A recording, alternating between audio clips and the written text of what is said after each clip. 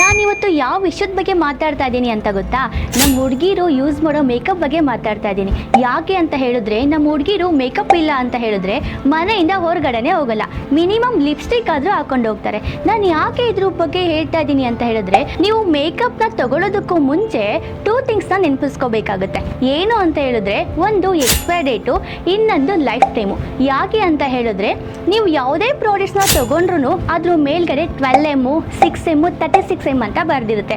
ಹಾಗಂದ್ರೆ ಏನು ಅಂತ ಹೇಳಿದ್ರೆ, 12M ಅಂತ ಹೇಳಿದ್ರೆ 12 ಮಂತ್ ಒಳಗಡೆ ಆ ಪ್ರಾಡಕ್ಟ್ಸ್ನ ಯೂಸ್ ಮಾಡಬೇಕಾಗುತ್ತೆ. ಅದಕ್ಕಿಂತ ಜಾಸ್ತಿ ನೀವೇನಾದರೂ ಯೂಸ್ ಮಾಡಿದ್ರಿ ಅಂತ ತಿಳ್ಕೊಳ್ಳಿ, ನಿಮ್ಮ ಸ್ಕಿನ್ನು ಡ್ಯಾಮೇಜ್ ಆಗೋ ಸಾಧ್ಯತೆ ಇರುತ್ತೆ. ನಾನು ಯಾಕೆ ಇದ್ರ ಬಗ್ಗೆ ಹೇಳ್ತಾ ಇದ್ದೀನಿ ಅಂತ ಹೇಳಿದ್ರೆ, ಡೆಲ್ಲಿಯಲ್ಲಿ ಒಂದು ಹುಡುಗಿ ಒಂದು ಪ್ರಾಡಕ್ಟ್ಸ್ನ ಅಪ್ಲೈ ಮಾಡ್ತಾಳೆ. ಅಪ್ಲೈ ಮಾಡಾದ್ಮೇಲೆ ಅವಳ ಸ್ಕಿನ್ನು ಕಂಪ್ಲೀಟ್ ಆಗಿ ಡ್ಯಾಮೇಜ್ ಆಗುತ್ತೆ. ಎಷ್ಟೊಂದು ಹಾಸ್ಪಿಟಲ್ಗೆ ಹೋಗಿ ತೋರಿಸ್ತಾಳೆ, ಬಟ್ ಆದರೂ ಅದು ಹುಷಾರಾಗಲ್ಲ. ಸೊ ಅವಳು ಕೊನೆಗೆ ಸೂಸೈಡ್ ಮಾಡ್ಕೊತಾಳೆ. ಸೊ ನಾನು ನಿಮಗೆ ಏನು ಹೇಳೋದಕ್ಕೆ ಹೊರಟಿದ್ದೀನಿ ಅಂತ ಹೇಳಿದ್ರೆ, ಯಾವುದೇ ಪ್ರಾಡಕ್ಟ್ಸ್ನ ಯೂಸ್ ಮಾಡಿದ್ರು ಕೂಡ ಅದ್ರ ಬಗ್ಗೆ ಕಂಪ್ಲೀಟ್ ಆಗಿ ಸ್ಟಡಿ ಮಾಡಿ ನೀವು ಯೂಸ್ ಮಾಡಿ ಅಂತ ಹೇಳ್ತೀನಿ.